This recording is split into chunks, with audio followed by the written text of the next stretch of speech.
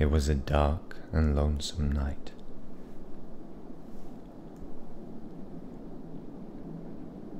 A veil had been laid over the forest. Dark clouds had gathered. Lilly, the squirrel, climbed down from her tree to the ground. It felt odd being awake at night, as if the sounds intensify after a certain hour. And after taking only a few steps, a chill ran down her spine, and she turned around. She quickly climbed back up the tree, back into the hollow. But when she climbed over the edge, a feeling of restlessness crawled inside her. Looking down on the empty beds of her parents gave way to a bigger feeling of distress. Mom? Dad? She searched the entire house, but there was no sign of her parents anywhere. She looked out over the forest. Mom! Dad! Where are you? But there was no response.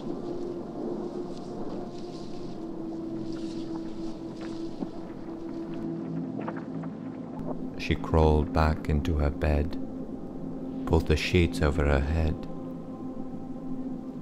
They're probably just taking a walk. They'll be back soon. But they wouldn't be. The next morning, Lilly was still alone.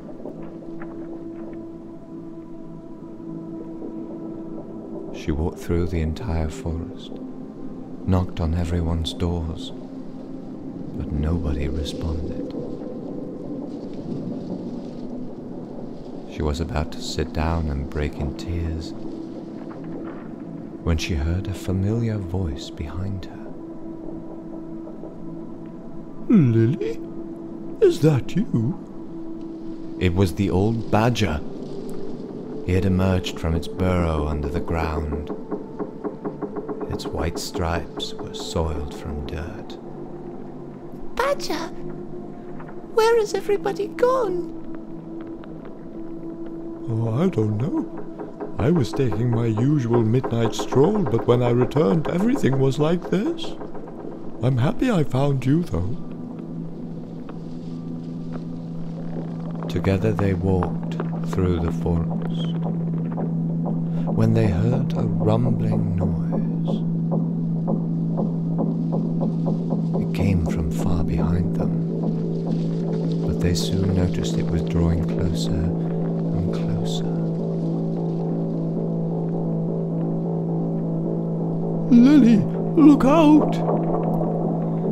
Lilly just managed to jump aside as one of the huge oak trees started to produce cracking sounds and fall. It landed with a loud thud right between her and the badger. Badger! But before they could catch their breath, more trees around them started to produce cracking sounds and fall. Lilly had to jump back in order to avoid them, increasing the distance between her and the badger. Badger, we have to go! The badger tried, but his old age and old body prevented him from climbing over the trees. Badger! Lilly watched as the giant tree behind the badger moved. She tried to scream, but there was no time.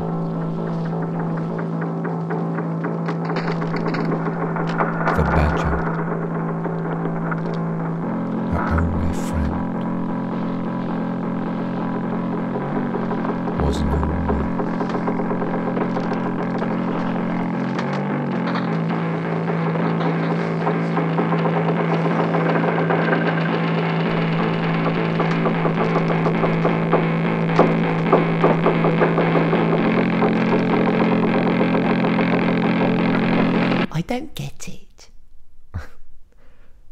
That's okay, Lily. You don't have to.